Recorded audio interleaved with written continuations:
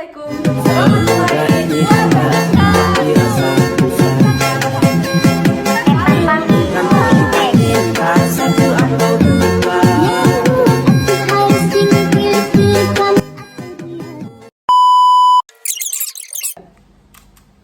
Assalamualaikum warahmatullahi wabarakatuh. Perkenalkan, kami dari kelompok 1 Jelas. Perkenalkan, nama saya Afif Muhammad Rafiq Jamansyah dari kelas 11 nomor urut 1.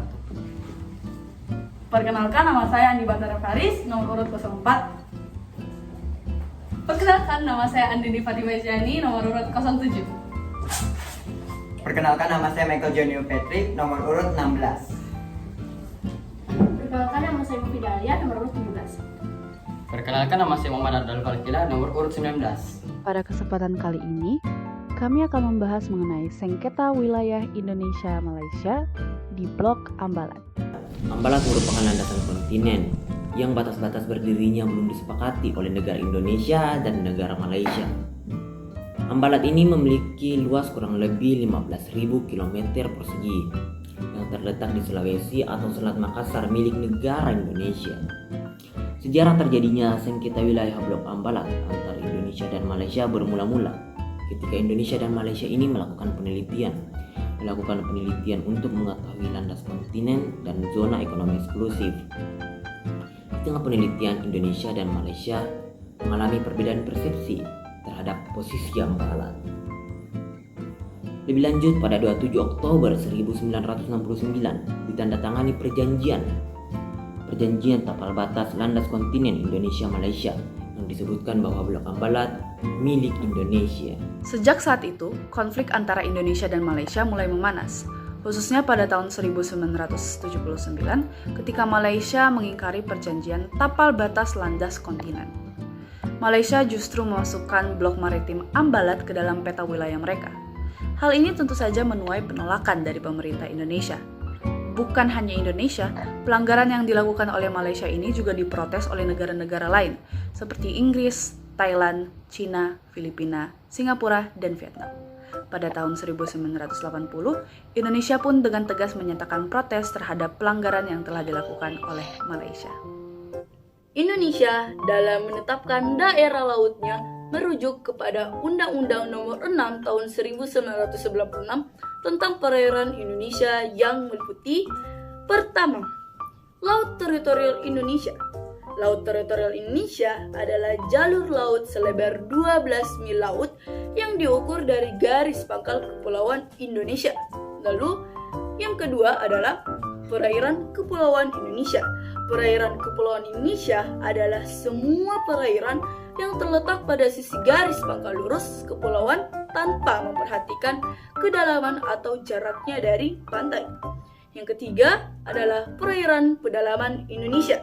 Perairan pedalaman Indonesia adalah semua perairan yang terletak pada sisi darat dari garis air rendah dari pantai-pantai Indonesia, termasuk ke dalamnya semua bagian dari perairan yang terletak pada sisi darat dari suatu garis penutup. Nah, Indonesia juga memiliki wilayah laut, di mana Indonesia memiliki hak kedaulatan, yaitu A. Zona tambahan diukur kedalaman. Undang-Undang Nomor 32 Tahun 2014 tentang Kelautan.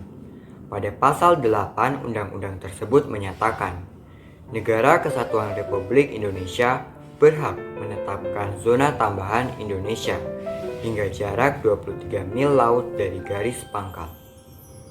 B. Zona ekonomi eksklusif diatur ke dalam Undang-Undang Nomor 5 Tahun 1983. Peraturan tersebut menyatakan zona ekonomi eksklusif Indonesia adalah meliputi dasar laut, tanah di bawahnya, dan air di atasnya, dengan batas luar 200 mil laut diukur dari garis pangkal laut wilayah Indonesia. C. Undang-Undang Nomor 1 Tahun 1973 tentang landasan kontinen juga menjadi instrumen dalam peraturan perbatasan batas wilayah landasan kontinen negara Indonesia, di mana menyatakan landasan kontinen Indonesia adalah dasar laut dan tanah di bawahnya di luar perairan wilayah Republik Indonesia.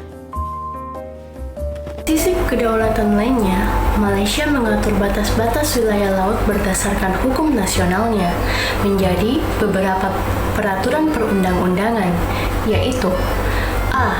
ACT 660 Laws of Malaysia tentang Baseline of Maritime Zona ACT 660 menjelaskan zona ekonomi eksklusif Malaysia. Perhitungan garis pangkal berdasarkan pasal 5 dilakukan pada saat 1. Garis rendah sepanjang pantai sebagaimana bertanda pada skala besar peta laut. Yang kedua, garis laut rendah pada karang laut yang menuju ke laut yang ditunjukkan dengan simbol yang sesuai dengan peta laut. Yang ketiga, garis air rendah pada elevasi surut baik seluruhnya atau sebagaimana pada jarak yang tidak melebihi lebar laut teritorial dari daratan ataupun pulau. Laut teritorial Laut Malaysia berdasarkan Akt 750 Law of Malaysia tentang Territorial Sea tahun 2012 pasal 3 ayat 1 dan 2 menyatakan jarak laut teritorial Malaysia tidak lebih dari 12 mil dan dihitung dari garis pangkal sebagaimana yang diatur dalam pasal 5 Akt 660 Law of Malaysia tahun 2006. C. Zona ekonomi eksklusif negara Malaysia menurut pasal 3 ayat 1 Akt 311 Law of Malaysia tentang eksklusif ekonomi zona Akt perbatasan laut teritorial negara Malaysia sejauh 200 mil dari garis pangkal yang merupakan bagian dari laut teritorial.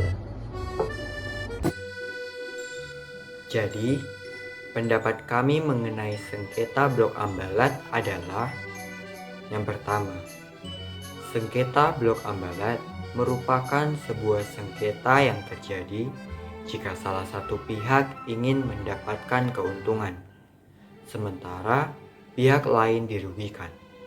Yang dalam hal ini adalah sengketa wilayah. Nah, yang kedua adalah sengketa seperti ini harus ditindak tegas agar tak ada satupun negara yang dirugikan. Hal ini bisa dilakukan dengan cara pembuatan berbagai peraturan dan juga kebijakan.